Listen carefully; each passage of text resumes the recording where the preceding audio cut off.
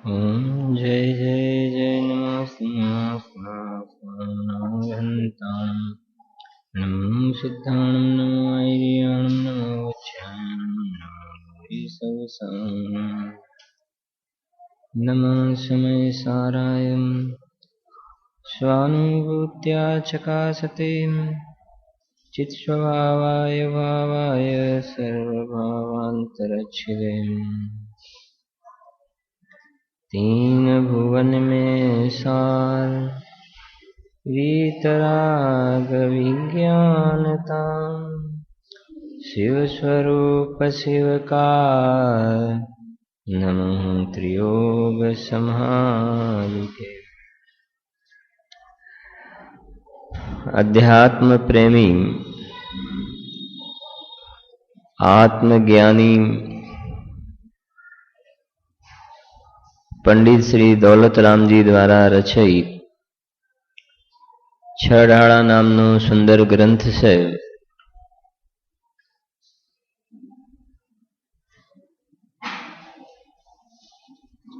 जेमा त्रीजी ढाळनी अंदर जीव ने मिथ्यात्वनो अभाव थता मोक्ष मार्ग जे प्रगट थाय से तेनु शुं स्वरूप से एनी चर्चा त्रीजी चौथी पांचमी छठी ढाळनी अंदर मोक्ष मार्गना स्वरूपनी चर्चा से एमा त्रीजी ढाळनो पहलो छंद से एनो आपणे स्वाध्याय करी रह्या छीए। पहलो छंद बोलीशुं आपणे।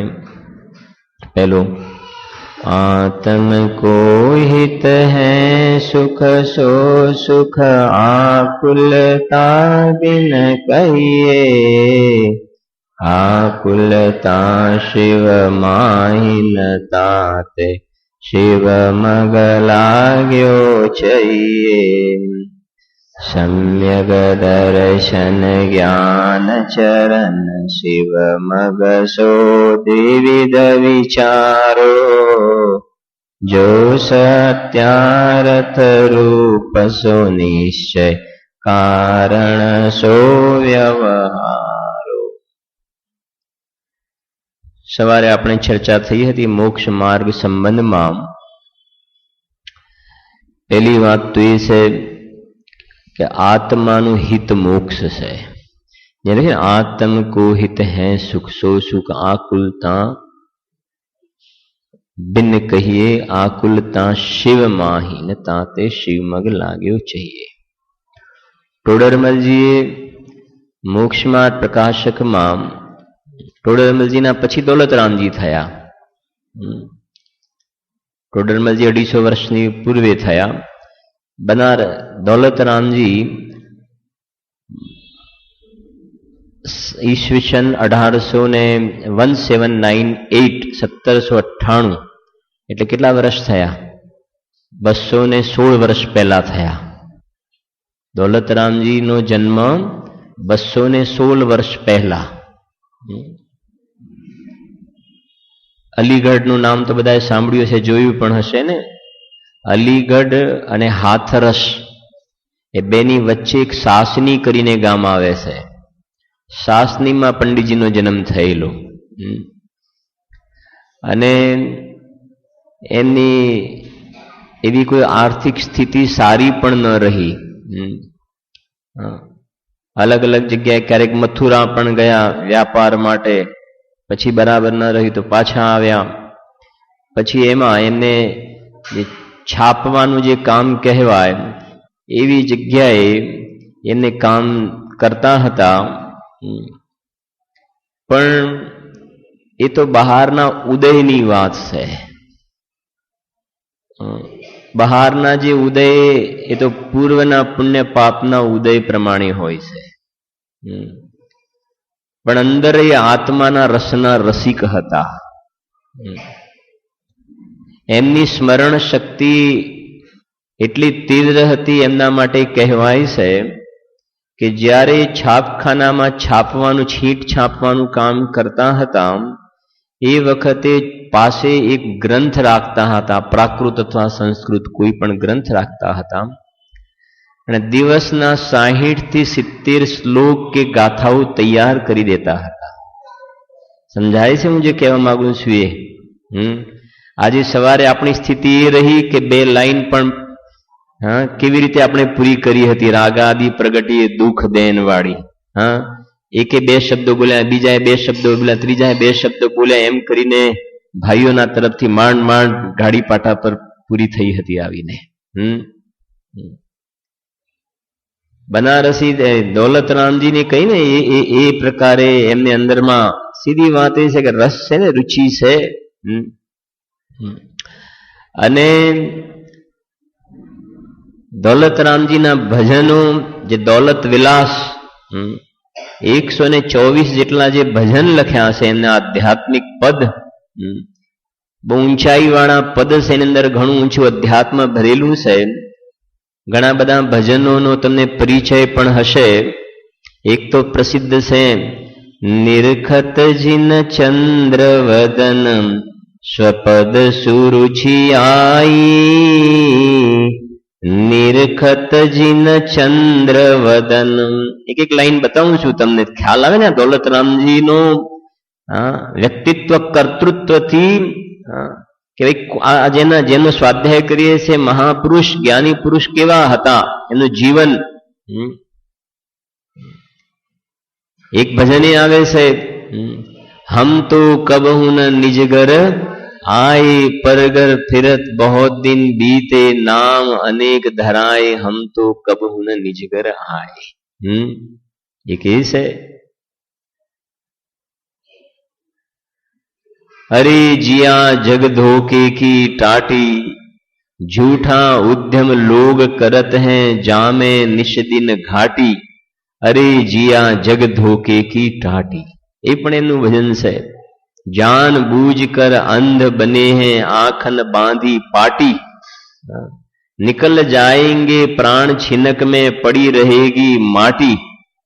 बहुत सुंदर भजन लख्या है एक एक. एक तो ये पण है ने, अपनी सुध भूल आप आप दुख उपायो, ज्यों सुख नभ चाल विसरी, ज्यों सुख नभ चाल विसरी नलिनी लटकायो. सुख माने पोपट, એ પકડવા વાળા હોય છે ને પોપટને, એ ભૂંગળી હોય નળી, એક દોરીની અંદર નળી પસાર કરીને દોરી 2 બાજુ બાંધી દે અને એ પોપટ એની પર બેસે તો એકદમ આમ થઈ જાય, એટલે પછી એમ સમજે કે મને કોઈએ પકડ્યું છે. એમ સમજે કે મને આમ ઉલટો થઈ જાય ને, એમ સમજે વાસ્તવમાં એને નળીને પકડી છે. એમ આ જીવે રાગ દ્વેષ કર્મને પકડ્યા છે, પરદ્રવ્યને આને પકડ્યું છે, એને એ પરદ્રવ્ય આને ક્યાં પકડ્યા છે, એમ કેવું છે ત્યાં.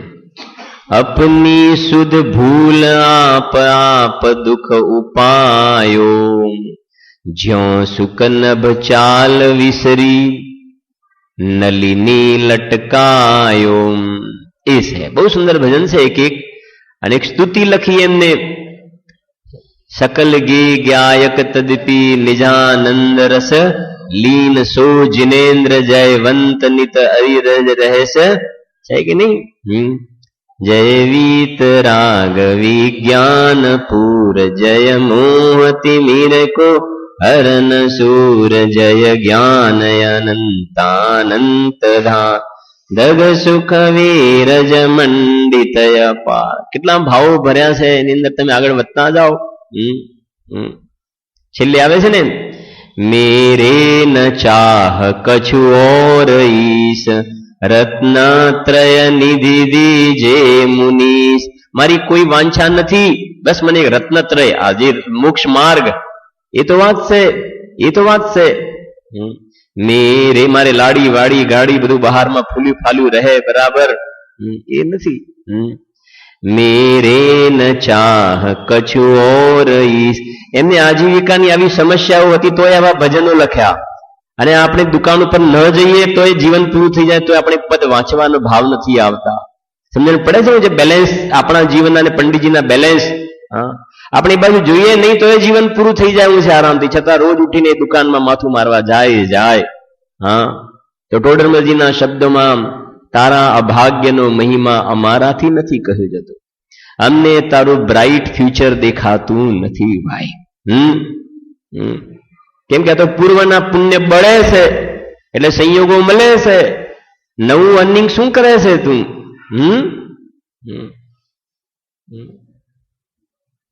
લખ્યું ને, ઘણું લખ્યું છે.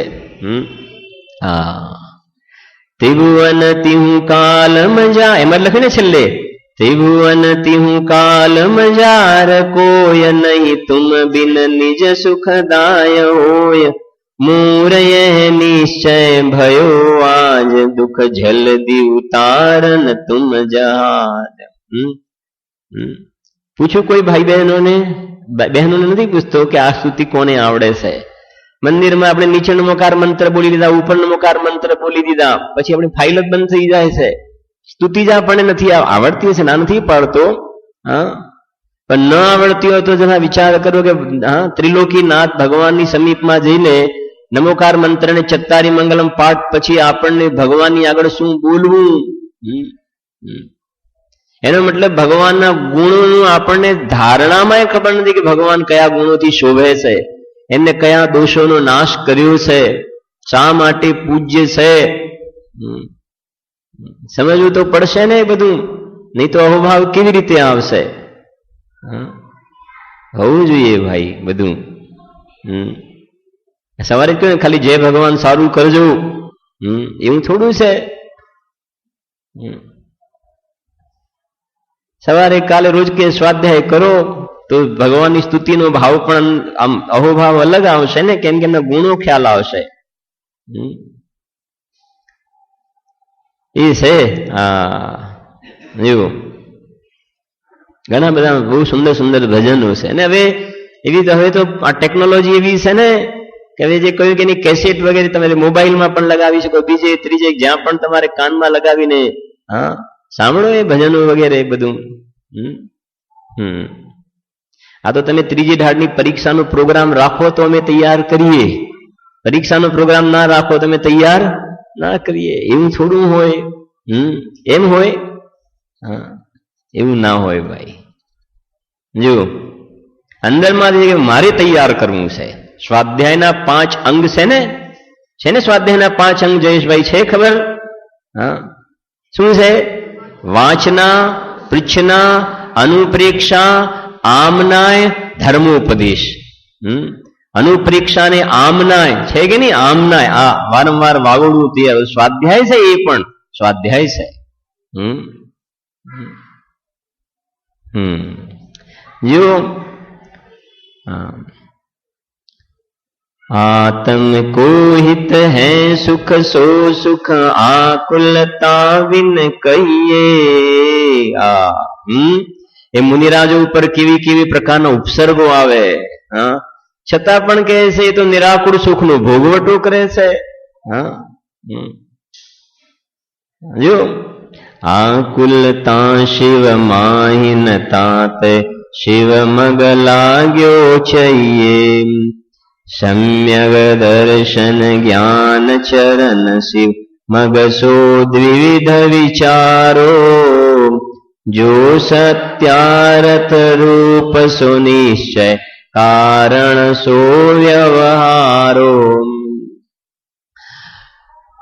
મને આત્માનું હિત મોક્ષ છે. ટોડરમલજી યાદ આવે એના પરથી વાત આવી. આ ટોડરમલજીએ મોક્ષમાં પ્રકાશકમાં 9મા અધિકારમાં ઘરે જઈને વાંચજો, પહેલી લાઈન લખી છે, ઉપર હેડિંગ છે કે આત્માનું હિત મોક્ષ છે. એ આ વાત આત્માનું હિત, હિતનો શું કરે તો હિત એટલે કલ્યાણ.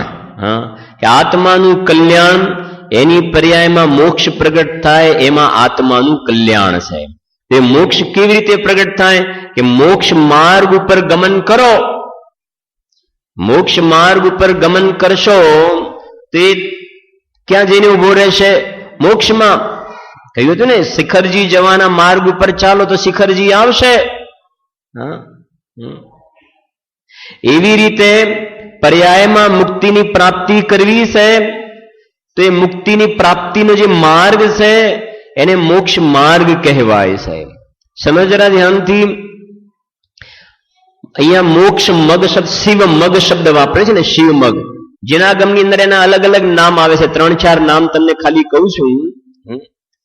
શિવ મગ કહો, અથવા તો એક પ્રસિદ્ધ એના માટે જે સામાન્ય રૂપથી વપરાય છે મોક્ષ માર્ગ. સમય દર્શન જ્ઞાન ચારિત્રાણી મોક્ષ માર્ગ. આ તમને અલગ અલગ બધાનું વાચ્ય એક જ છે, બધા પર્યાયવાચી નામ છે, ખ્યાલ આવે કે ઘડીકમાં આમ કહો છો, ઘડીકમાં આમ કહો છો. સમ્યક દર્શન જ્ઞાન ચારિત્રાણી મોક્ષ માર્ગ, મોક્ષ માર્ગ કહો, અથવા મોખ મગ કહો, મોખ મગ, અથવા શિવ મગ કહો, અથવા મોક્ષનો ઉપાય એમ કહો. શું કહો? મોક્ષનો ઉપાય. આ મોક્ષનો ઉપાય શબ્દ ક્યાં આવે છે તમને ખ્યાલ છે? ઉપાય અને ઉપે. ઉપાય અને ઉપે એ શબ્દ સમયસારમાં પરિશિષ્ટ જે પાછળ શરૂ થાય છે 415 ગાથા પછી પરિશિષ્ટ, એની અંદર ઉપાય તત્વ અને ઉપે તત્વની વાત કરી છે. તો સંવર નિર્જરા એટલે કે મોક્ષ માર્ગ એ ઉપાય છે. મોક્ષ માર્ગ એ ઉપાય, અને એના ફલમાં મોક્ષ મળે ને એ ઉપે. એને શું કહે છે? ઉપે. તો ઉપેનો ઉપાય એટલે કે મોક્ષનો ઉપાય. તો કેટલા નામ થઈ ગયા? મોક્ષ માર્ગ કહો, મોક્ષ મગ કહો, મોખ મગ કહો, શિવ મગ કહો, મોક્ષનો ઉપાય કહો. હા,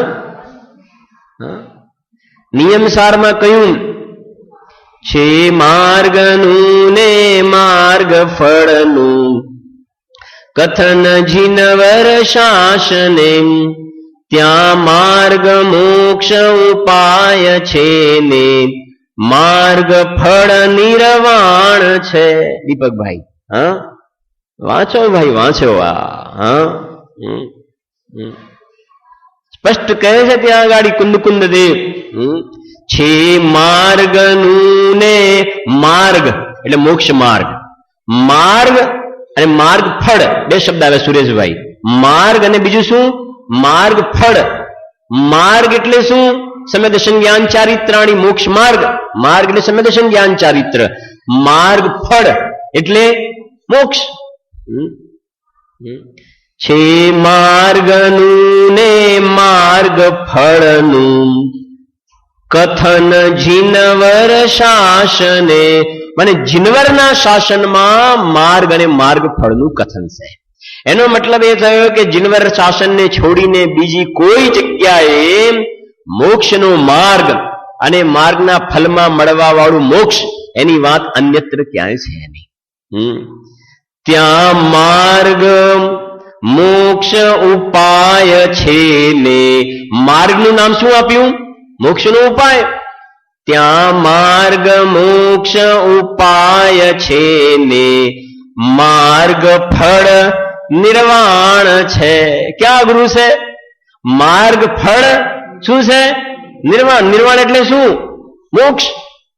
પ્રતિકભાઈ માર્ગ ફળ નિર્વાણ, અને માર્ગ એ મોક્ષનો ઉપાય છે.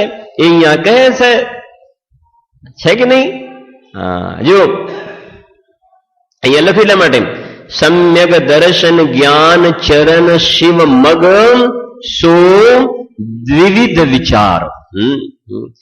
જ્ઞાનમાં આ બે પ્રકારના મોક્ષ માર્ગની વાત જીનવાણીમાં આવી છે. નિશ્ચય મોક્ષ માર્ગ અને વ્યવહાર મોક્ષ માર્ગ. એ પ્રકારે જીનવાણીમાં બંને પ્રકારના કથન જોવામાં આવે છે. એને તમે તમારા જ્ઞાનમાં વિચારો કે આ બે પ્રકારના મોક્ષ માર્ગ છે, એમાં સાચો મોક્ષ માર્ગ કયો છે અને ઉપચારથી મોક્ષ માર્ગ કયો છે.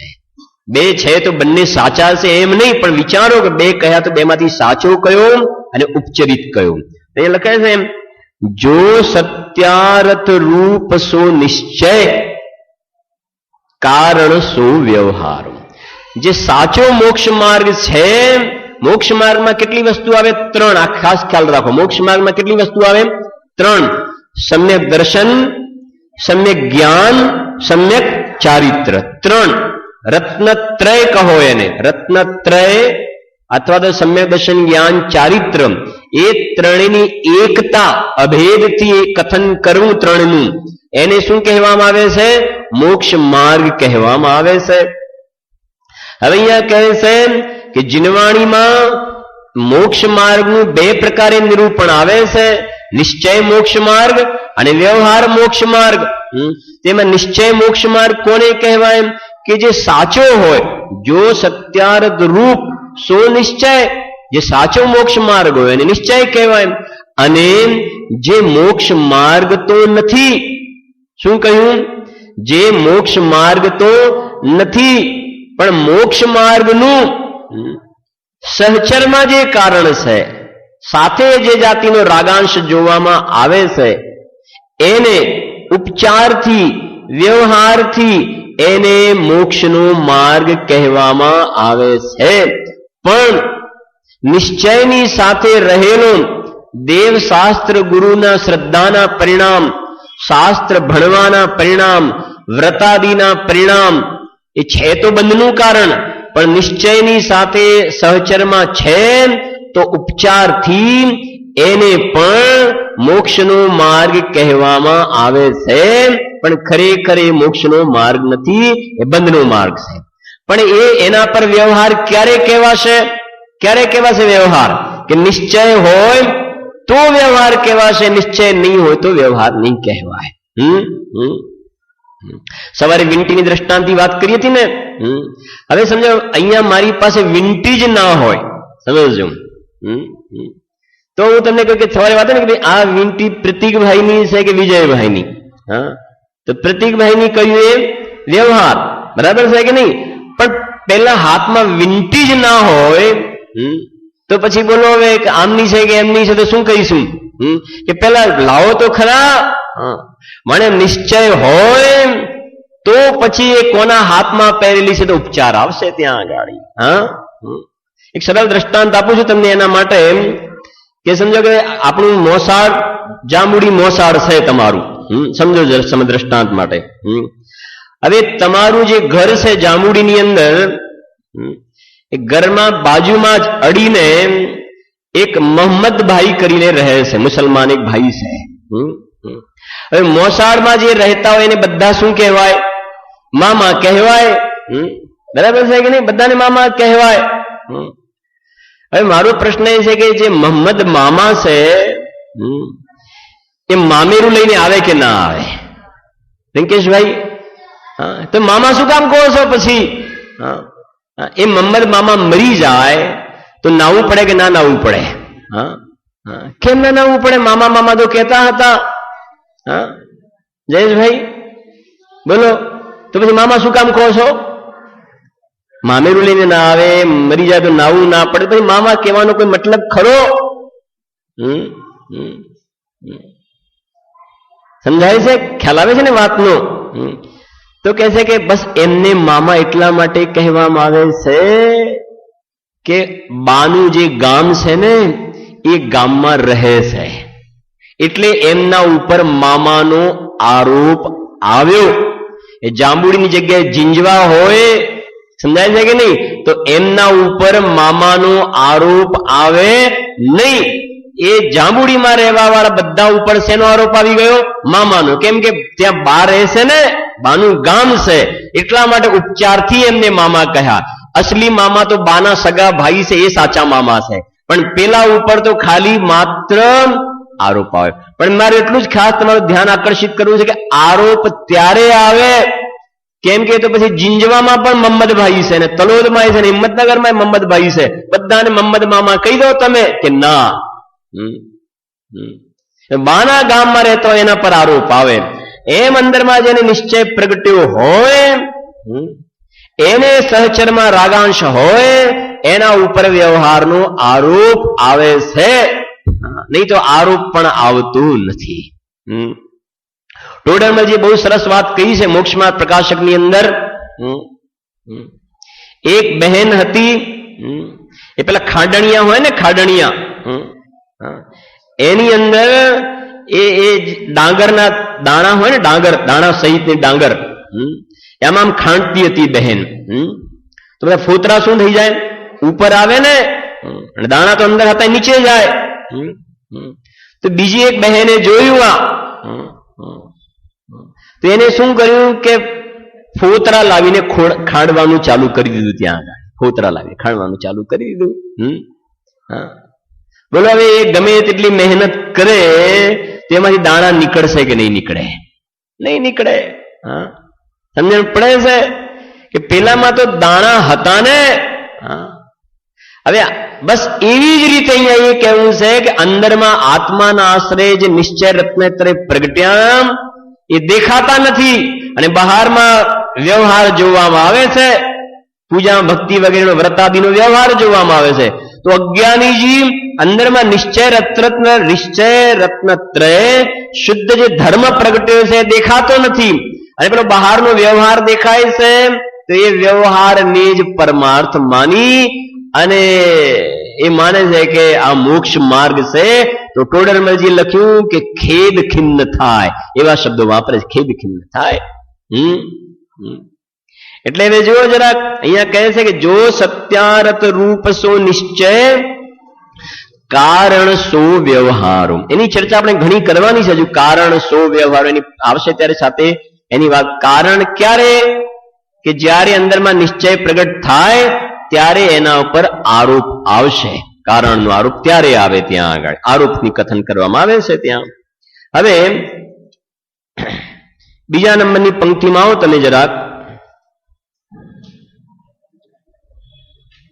જો અહીંયાથી એમને શરૂઆત કરી છે, છઠ્ઠી ઢાળ સુધી પહોંચીએ છીએ આપણે 5 મિનિટની અંદર. ધ્યાનથી સમજજો. હવે અહીંયા પંડિતજી દૌલતરામજી નિશ્ચય મોક્ષ માર્ગ અને વ્યવહાર મોક્ષ માર્ગની વાત કહેવા જઈ રહ્યા છે. શિવ મગ કહ્યો ને, શિવ મગ માને મોક્ષ માર્ગ, અને મોક્ષ માર્ગના કેટલા પ્રકાર કહ્યા? નિરૂપણ 2, નિશ્ચય અને વ્યવહાર. તો પેલી આ વાંચીએ છે પંક્તિ જો. परद्रव्यन ते भिन्न आप में रुचि सम्यक भला है, आप रूप को जान पनो सो सम्यक ज्ञान कला है.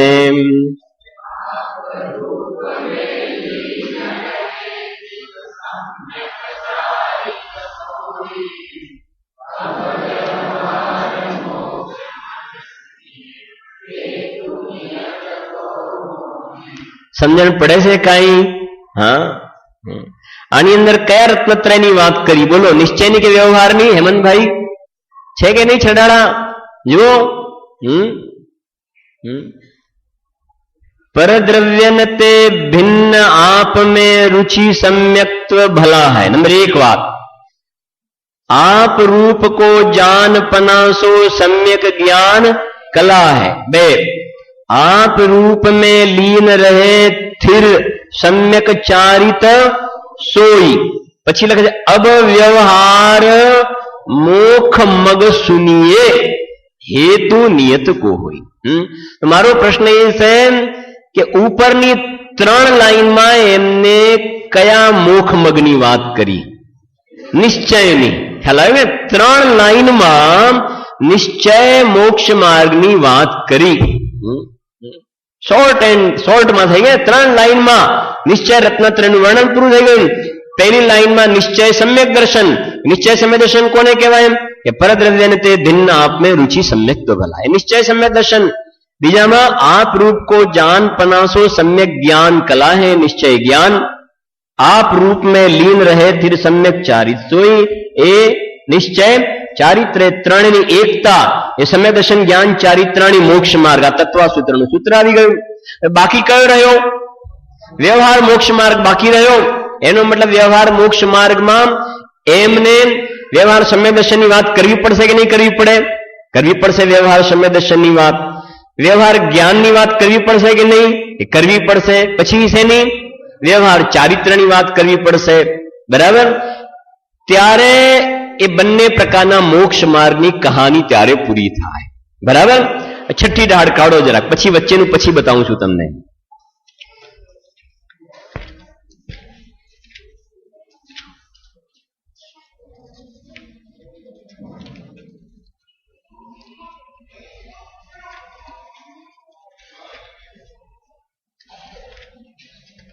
છઠ્ઠી ડાળમાં 14મા નંબરનો છંદ કાઢો. 14મા નંબરનો 191 પાનું.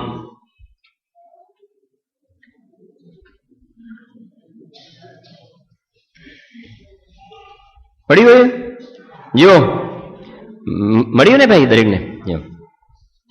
મુખ્યોપચાર દુભેદયો બળ ભાગી રત્ન ત્રય ધરે અરુ ધરેંગે તે શિવલય તિન સુયસ જલ જગમલહર. બસ એમી જાની વાળી વાત તો આપણે કાલે વાંચી હતી. બરાબર છે? અહીંયા શું લખ્યું એમને જો તમને ખ્યાલ આવજો તમને પોતાને. મુખ્યોપચાર દુભેદયો. દુભેદ બે પ્રકારના ભેદની વાત આવી ને. કયા કયા? મુખ્યોપચાર, મુખ્ય અને ઉપચાર, સત્યાર્થ અને ઉપચાર. જે લખે ને જો સત્યાર્થ રૂપ સો નિશ્ચય કારણ સો અહીંયા મુખ્યોપચાર દુભેદયો. આ રીતે બળભાગી રત્ન ત્રય ધરે છે કે નહીં? હા, મને આટલે સુધી વાત આવે છે. આ વ્યવહાર નિશ્ચય રત્નત્રયની વાત તો 3 લાઈનમાં પૂરી થઈ.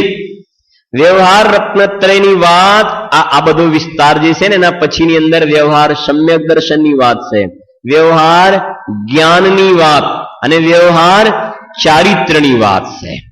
એની અંદર ત્રીજી ઢાળમાં વ્યવહાર સમ્યક દર્શનની વાત છે. ત્રીજી ઢાળમાં શેની વાત છે? નિશ્ચય રત્નત્રયની વાત તો 3 લીટીમાં થઈ ગઈ. પછી એમને વ્યવહારની વાત ખોલશે તો ત્રીજી ઢાળમાં વ્યવહાર સમ્યક દર્શનની વાત આવશે ડિટેલમાં. ચોથી ઢાળની અંદર વ્યવહાર જ્ઞાન અને દેશ ચારિત્રની વાત. જ્ઞાન અને દેશ ચારિત્ર, વ્યવહાર ચારિત્ર અણુવ્રતાદિનું. 5મી ઢાળમાં 12 ભાવનાનું વર્ણન અને 6ઠ્ઠી ઢાળની અંદર મુનિરાજના મહાવ્રતાદિ 28 મૂળ ગુણ વ્યવહાર ચારિત્ર. પેલું દેશ ચારિત્ર હતું. આ મહાવ્રતાદિ જે મુનિરાજના જે સકલ ચારિત્ર જે કહેવાય એ મહાવ્રતાદિનું વર્ણન ત્યાં જોવામાં આવે છે. એ પ્રકારે બાકીની ઢાળની અંદર વ્યવહાર સમ્યક દર્શન, વ્યવહાર જ્ઞાન, વ્યવહાર ચારિત્રની ચર્ચા છે. પણ એ બધો વ્યવહાર ક્યારે કહેવાય? કે જે અહીંયા નિશ્ચય પ્રગટ્યો હોય તો પછી એનો જે વ્યવહાર યથાર્થ વ્યવહાર પણ ત્યારે યથાર્થ કહેવાય છે. બરાબર છે? જુઓ હવે પહેલી લાઈનમાં શું લખે છે? જુઓ હવે પરદ્રવ્યન તે ભિન્ન આપ મેં रुचि सम्यक्त्व भला है. बस આ સમ્યક દર્શનની વાત કરી દીધી. આખો અધિકાર ત્રીજી ઢાળમાં સમ્યક્ત્વનો અધિકાર છે. અને જ્ઞાની પુરુષો કહે છે સમ્યક દર્શન વિનાનું જીવન ધિક્કાર છે. 2 વાર લખી છે ભક્તિમાં, પૂજામાં, સ્તુતિમાં આવે છે ભજનમાં. ધિક ધિક જીવન સમકિત બિના. સમ્યક દર્શન વિનાનું જીવન એની કોઈ કિંમત છે નહીં. ભલે સ્વર્ગનો મોટો દેવ હોય પણ સમ્યક દર્શન નથી તો કોઈ કિંમત નથી. 7મી નરકનો નારકી છે. સમ્યક તો છે ને.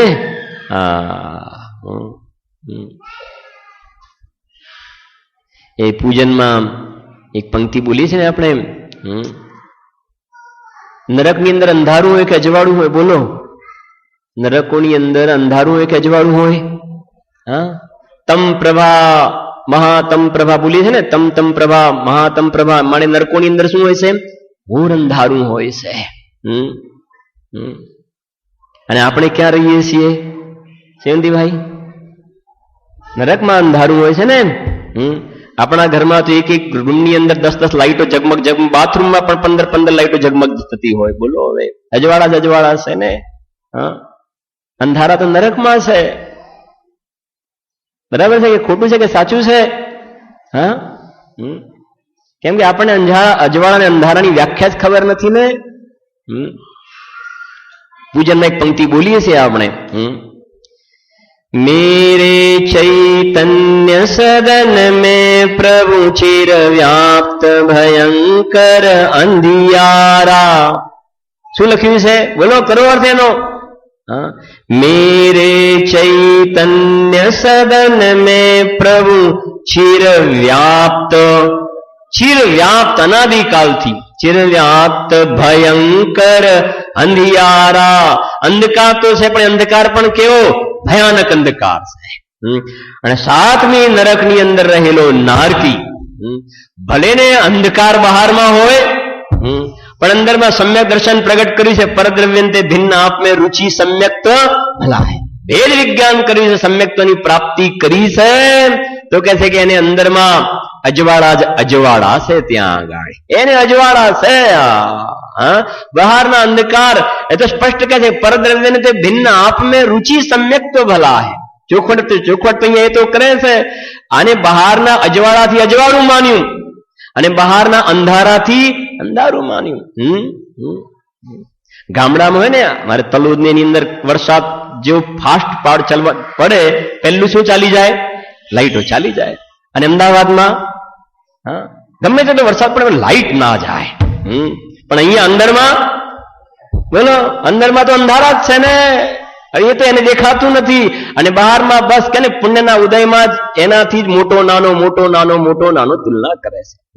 કે તલોદમાં ક્યારે લાઈટનું સુખ ના આવ્યું, પાણીનું સુખ ના આવ્યું, ખ્યાલ આવે છે કે રસ્તાનું સુખ ના આવ્યું. પણ જ્યાં અંદરમાં સુખ છે ત્યાં જોવું નથી. અને રસ્તાનું સુખ જોઈએ છે, લાઈટનું જોઈએ છે, પાણીનું જોઈએ છે, ખ્યાલ આવે છે ને, કુટુંબ પરિવારનું જોઈએ છે, આજીવિકાનું સુખ જોઈએ છે, બધા બહારના સુખ જોઈએ છે. પણ જે અંદરમાં ખરેખર વાસ્તવિક સુખનું ધામ છે એ સુખ એને જોઈતું નથી. તો શું વધારે કહેવું કે આ પથરા સાથે માથું ફોડે, થાંભલા સાથે માથું પછાડે તો દુઃખી થવાની વાત છે શ્રીભાઈ.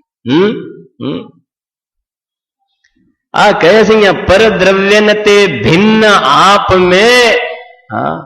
રુચિ એટલે પ્રતીતિ. રુચિનો અર્થ થાય છે પ્રતીતિ, વિશ્વાસ. પ્રતીતિનો અર્થ ખબર પડે છે? પ્રતીતિનો અર્થ આમ જ છે, આમ જ છે એવું ભાવનું ભાસવું, એને પ્રતીતિ કહેવામાં આવે છે. તો પરદ્રવ્ય એટલે આપણે શાસ્ત્રની ભાષામાં બોલી છે પરદ્રવ્યન તે ભિન્ન આપ મેં રુચિ. મેં વચ્ચે કહ્યું હતું, અઠવાડિયા સુધી બધાના મોબાઈલ હાઈજેક કરી લેવામાં આવે તો શું થાય? બોલો, બધા મોબાઈલ મૂકી દો અહીં ગાડી પહેલા, શું હાલત થઈ જાય? શ્વાસ કરતા પણ મોબાઈલ વહાલા છે. ખ્યાલ આવે છે કે નહીં? શ્વાસ જાય તો જાય, ચાલે, પણ મોબાઈલ ના જવો જોઈએ. મારો પ્રશ્ન એ છે કે મોબાઈલ પરદ્રવ્ય છે કે સ્વદ્રવ્ય છે? એક ઓછો પડતો તો બે મોબાઈલ રાખે પાછા. રાખે કે ના રાખે? 2 મોબાઈલ હાથમાં રાખે, ભારે ના પડે. પણ 6 ડાળા હાથમાં રાખવી હોય તો ભારે પડે. સમજાય પડે છે? શાસ્ત્ર અઘરું પડે, વજન લાગે શાસ્ત્રનું. પરદ્રવ્ય છે કે સ્વદ્રવ્ય છે? બહારની ચીજો જે વાલી લાગે છે. નિર્જરાધિકાર વાંચો, લખ્યું છે સ્પષ્ટ, ખૂબ લખ્યું છે ત્યાં આગળ.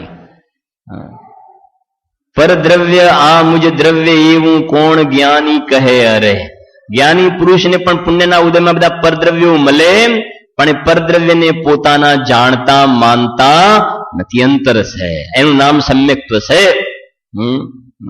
ગુરુદેવના શબ્દોમાં કહીએ તો પરદ્રવ્ય સમજો, આ ઘડિયાળ છે એ પુણ્યના ઉદયથી મળી. સાંભળો જરા ધ્યાનથી, બે અર્થ બતાવે છે ગુરુદેવે.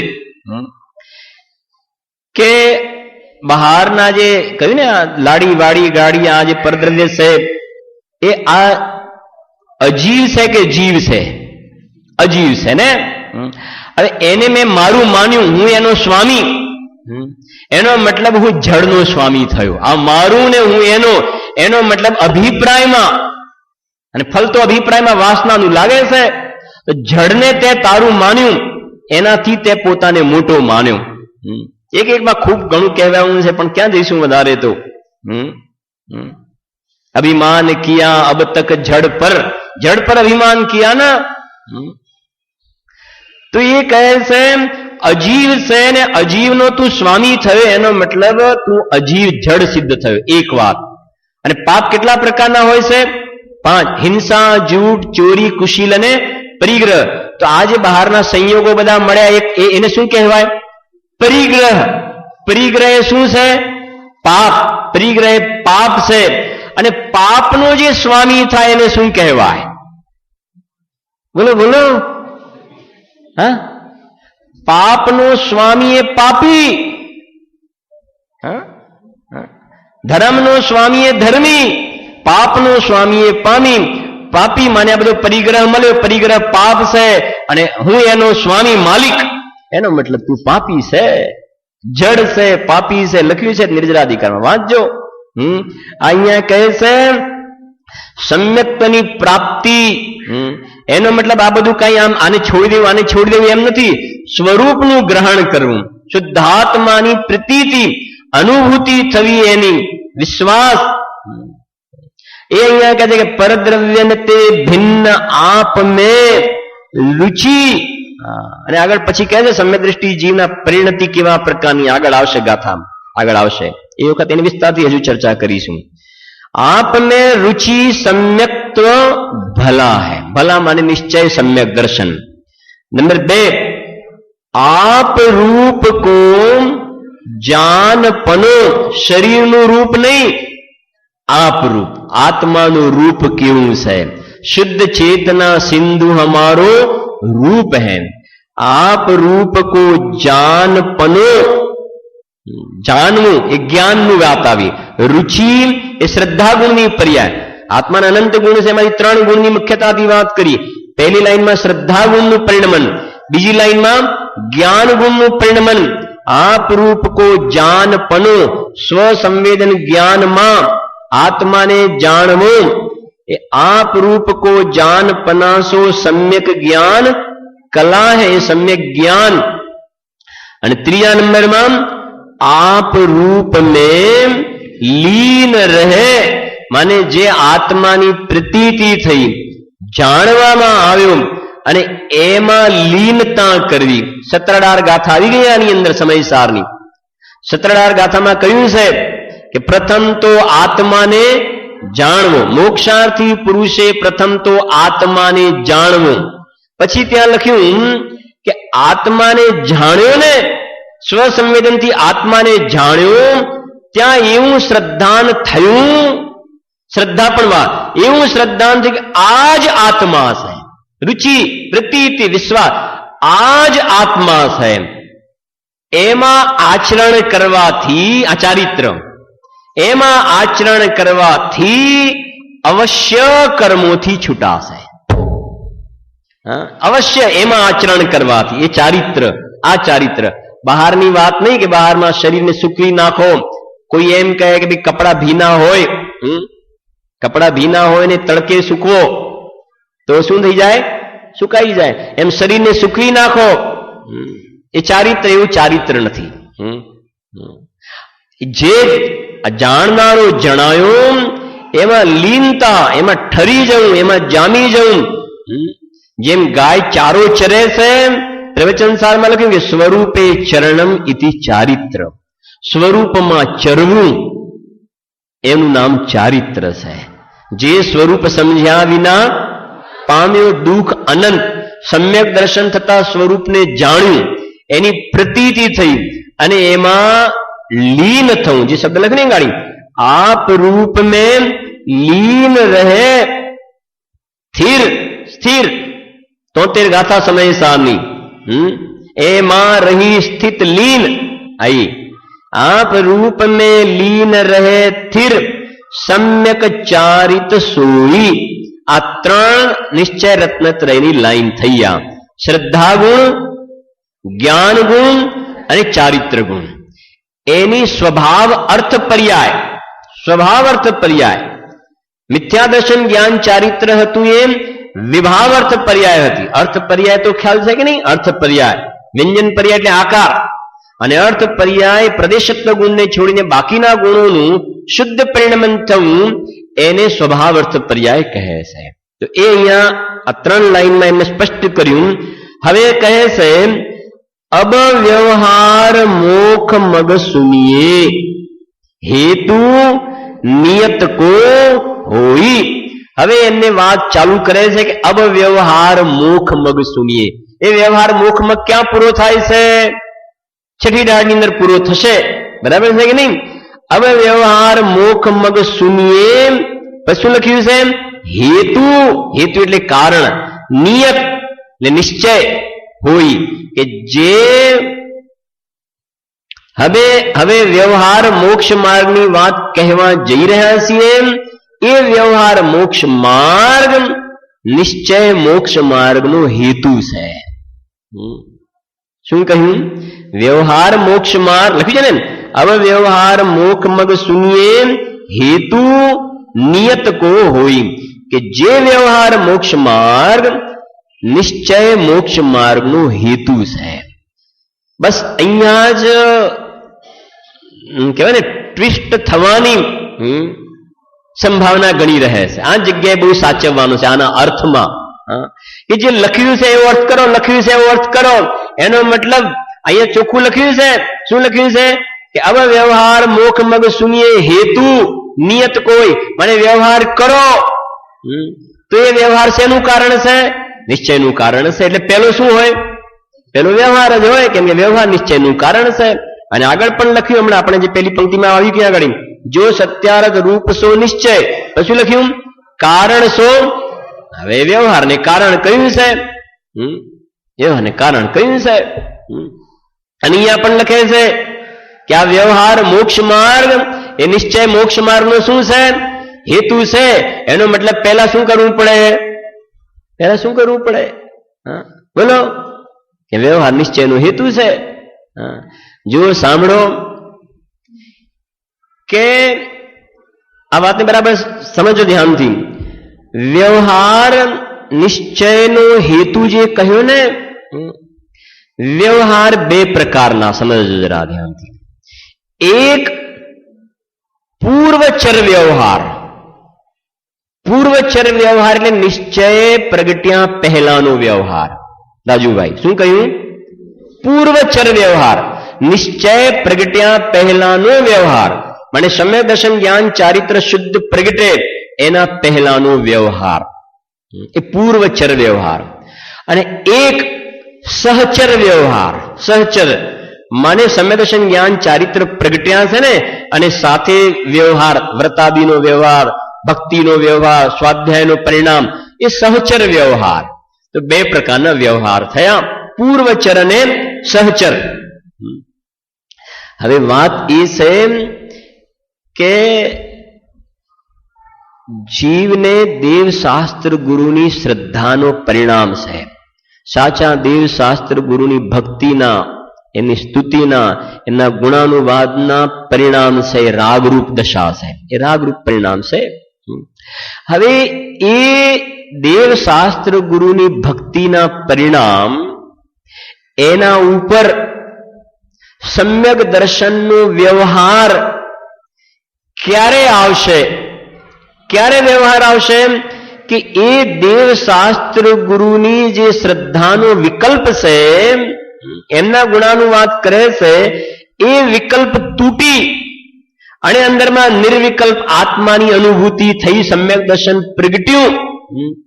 તો પહેલા પૂર્વમાં ભગવાનની ભક્તિના પરિણામ હતા, એના ઉપર સમ્યક દર્શનનો વ્યવહારનો આરોપ આવશે.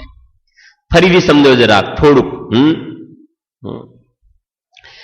કે સમ્યક દર્શન જ્ઞાન ચારિત્ર 3 કહ્યા ને, એમાં અત્યારે આપણે ખાલી સમ્યક દર્શનનો વ્યવહાર સમજો. સમ્યક દર્શન પછી જ્ઞાનનો વ્યવહાર, ચારિત્રનો વ્યવહાર, પછી સમ્યક દર્શનનો વ્યવહાર. કેમ કે આખી સમ્યક દર્શનની ઢાળ છે. તો સમ્યક દર્શનના વ્યવહારમાં 7 તત્વની શ્રદ્ધા એમ પણ આવશે. તત્વા શ્રદ્ધાનમ સમ્યક દર્શન જે કહ્યું ને, તે 7 તત્વનો અહીંયા આગળ કહે છે છડાળાની અંદર પણ, કે એ 7 તત્વની શ્રદ્ધા એને વ્યવહાર સમ્યક દર્શન કહે છે. દેવ શાસ્ત્ર ગુરુની શ્રદ્ધા, એને પણ સમ્યક દર્શન કહેવાય. એ સમ્યક દર્શનનો વ્યવહાર છે. પણ એ સમ્યક દર્શનનો જે વ્યવહાર એને કહ્યો, કેમ કે સાચા દેવ શાસ્ત્ર ગુરુ સિવાય સમ્યક દ્રષ્ટિ જીવ અન્ય દેવાદિકને સ્વપ્નમાં પણ માનશે નહીં. કે મને સમ્યક દર્શન તો થયું છે, પણ મારે ક્યારેક ક્યારેક ફલાણી જગ્યાએ જવું પડે છે. એનો મતલબ ખ્યાલ આવે છે કે નહીં? સમ્યક દર્શન થયું છે, પણ મને ક્યારેક ક્યારેક ફલાણી જગ્યાએ જવું પડે છે. એનો અર્થ એ થયો કે તને સમ્યક દર્શન નથી. જો નિશ્ચયની સાથેનો વ્યવહાર એટલા માટે બતાવવામાં આવે છે કે જેને અંદરમાં નિશ્ચય પ્રગટ્યો હોય એને ભૂમિકા અનુસાર આવા પ્રકારનો વ્યવહાર હોય, એના કરતા ઉતરતી કક્ષાના પરિણામ હોય નહીં. નેમચંદ કાકાના શબ્દોમાં કહીએ તો કોઈ 420 ઘૂસી ના જાય. ખ્યાલ આવે છે કે નહીં? કે અમને સમ્યક દર્શન તો થયું છે, પણ અમે માંસાહાર કરીએ છીએ. કે એવા પરિણામ હશે સમ્યક દ્રષ્ટિ જીવને? કેવી જાતિના પરિણામ નહીં જોવામાં આવે. મને જેને સમ્યક દર્શન થયું છે એને સાચા દેવ 18 પ્રકારના દોષથી જે રહિત છે, અનંત ચતુષ્ટયથી જે શોભાયમાન છે, એને જ દેવ તરીકે સ્વીકારશે. ગુરુની અંદર પણ 28 મૂળ ગુણનું નિરતિચાર પાલન કરે છે, 3 કષાયના ભાવની વીતરાગતા છે, એને ગુરુ તરીકે સ્વીકારશે. અને શાસ્ત્રની અંદર જેમાં વીતરાગતાનું પોષણ હોય એને શાસ્ત્ર તરીકે સ્વીકારશે. મને એવા દેવ શાસ્ત્ર ગુરુનો ભક્તિના પરિણામ સમ્યક દર્શન થવા પહેલા એવા પ્રકારના એને અહોભાવ આવશે. પ્રવચન સાર ગાથા 80 એમાં લખ્યું છે કે જે અનંત ભગવાનના દ્રવ્ય ગુણ પર્યાયને જાણે એ પોતાના આત્માને જાણે, એના મોહનો ક્ષય થાય. તમને બરાબર આખી વાત બેસી જશે મગજમાં. બરાબર સમજો ધ્યાનથી. અરહંત ભગવાનના દ્રવ્ય ગુણ પર્યાયનો વિચાર ચાલુ કર્યો એ વખતે સમ્યક દર્શન છે કે મિથ્યા દર્શન? મિથ્યા દ્રષ્ટિ જીવે. બરાબર સમજો. 5 મિનિટ છે, 4-5 મિનિટ આખું તમને બરાબર ક્લિયર થઈ જશે મેટર. અજ્ઞાની જીવ ભગવાનની વાણી સાંભળી સ્વાધ્યાય કર્યો, શ્રી ગુરુએ કહ્યું એ પ્રમાણે ચિંતન મનન ચાલુ કર્યું, અરહંત ભગવાનના દ્રવ્ય ગુણ પર્યાયનો વિચાર ચાલુ કર્યો. તો એ વખતે તો ઓલરેડી મિથ્યા દર્શન છે ને. પણ મિથ્યાત્વની ભૂમિકામાં પણ સમ્યક દર્શન પ્રગટ કરવા માટે અરહંત ભગવાનના દ્રવ્ય ગુણ પર્યાયનો વિચાર ચાલુ કર્યો. ત્યાં વિચાર કર્યો અને પછી કે અરહંત તો શુદ્ધ આત્મા છે, હું પણ એના જેવો છું. તો એમનો વિચાર કરતો હતો તો એ બાજુના વિકલ્પો બંધ થયા અને પછી હું પણ એના જેવો છું તો પોતાના સ્વરૂપ સંબંધના વિકલ્પ ચાલુ થયા. પેલા પરની અપેક્ષાના વિકલ્પ હતા. વિકલ્પ હવે પણ હજુ વિકલ્પમાં જ ઉભો છે, પણ સ્વની અપેક્ષા વાળા વિકલ્પ છે. સ્વની અપેક્ષા વાળા કે હું એમના જેવું સ્વરૂપનું ચિંતન કરે છે, વિકલ્પ ચાલે છે. અને પછી અંદરમાં સ્વભાવનો મહિમા એટલો પ્રચુર થતો જાય, પ્રચુર થતો એનું બહુમાન આવતું જાય, આવતું જાય, આવતું જાય, અને એક સ્થિતિ એવી આવે છે એ વિકલ્પ તૂટી જાય છે અને જે નિર્વિકલ્પ પોતાનો સ્વભાવ છે એનો જે ખૂબ મહિમા આવતો હતો એ મહિમા એટલો પ્રકર્ષ થયો કે વિકલ્પ તૂટી અને નિર્વિકલ્પ અનુભૂતિ સમ્યક દર્શનની પ્રાપ્તિ ત્યાં થઈ. તો સમ્યક દર્શન પ્રગટ્યું ને પરદ્રવ્યને તે ભિન્ન આપ મેં રુચિ સમ્યક્ત, એ સમ્યક્તની પ્રાપ્તિ થઈ. તો થઈને તો એ પહેલા જે દ્રવ્ય અરહંત ભગવાનના દ્રવ્ય ગુણ પર્યાયનો જે વિચાર ચાલતો હતો એ રાગ હતો કે વિતરાગતા હતી? એ રાગ હતો. વ્યવહાર એ રાગરૂપ પરિણામ છે. એ જે પહેલા વિચાર ચાલતો હતો એના ઉપર સમ્યક દર્શનનો આરોપ આવ્યો. ત્યારે કહેવાશે કે આ વ્યવહાર નિશ્ચયનું કારણ. કારણ તો ખરું ને, કારણ તો, પણ એના પર કારણ ક્યારે કહેવાશે? કાર્ય થાય. અહીંયા સમ્યક્તનું કાર્ય થયું તો એના ઉપર કારણનો આરોપ આવશે. આરોપ આવશે. એ પૂર્વચર વ્યવહાર, પૂર્વચર. હવે સમ્યક દર્શન પ્રગટ થયું ને એ પહેલા તો અનંત ભગવાનના ગુણાનુવાદ કરતો હતો, સમ્યક દર્શન પ્રગટ કર્યા પછી પણ ભગવાનના ગુણાનુવાદ નહીં કરે? દેવ પૂજા, ગુરુ ઉપાસના, સ્વાધ્યાય, સંયમ, તપ, દાન, ષટકર્માણી દિને દિને રોજ ભગવાન અષ્ટદ્રવ્યથી પૂજન વગેરે કરે, એમના ગુણાનુવાદ કરે, એમના પ્રમાણે ભક્તિનો ભાવ આવે, તો એ રાગ છે કે વિતરાગતા છે? એ રાગ છે, એ રાગ જ છે. એ રાગ ઉપર પણ હવે આરોપ આવ્યો. શેનો? સમ્યક દર્શનનો. મને હવે જે અનંત ભગવાનના ગુણાનુવાદનો રાગ છે ને એને વ્યવહાર સમ્યક દર્શન કહેવાય. એને શું કહેવાશે? વ્યવહાર સમ્યક દર્શન. પણ એ વ્યવહાર સમ્યક દર્શન ક્યારે કહેવાયું? કે અંદરમાં શું પ્રગટ્યું? પરદ્રવ્યંતે ભિન્ન આપને રુચિ. એ રુચિ થઈ તો પછી સહચરમાં રહેવા, સહચર વાળો વ્યવહાર, એના ઉપર વ્યવહાર સમ્યક કહેવામાં આવે છે. અને પહેલાનો જે વ્યવહાર હતો એને ભૂત નૈગમ નયથી કહેવામાં આવે. એ કયો? પહેલા હતો ને જે રાગ, એને ભૂત નૈગમ નય વાળો વ્યવહાર છે, પૂર્વચર. અને આ છે સહચર. પણ પૂર્વચર અને સહચર એ બધો વ્યવહાર ક્યારે નિશ્ચય હોય તો ખ્યાલ આવે ને? બાના ગામમાં રહેતો હોય તો પેલા મામા કહેવાય, પણ બાના ગામમાં રહેતો જ ના તો મામા ક્યાંથી કહેવાય? એમ અંદરમાં નિશ્ચય પ્રગટ્યું જ ના હોય. અને એમને લાખ કરોડ ભગવાનની પૂજા ભક્તિ કરે, ગમે તેવો વ્યવહાર પાલન કરે, પણ અંદરમાં નિશ્ચય અનુભૂતિ ના થઈ હોય તો એ વ્યવહાર ઉપર સમ્યક્ત્વનો આરોપ આવતો નથી. એ કારણ ત્યારે કહેવાય કે જ્યારે કાર્ય થાય ત્યારે. એને વિશેષ વાત છે.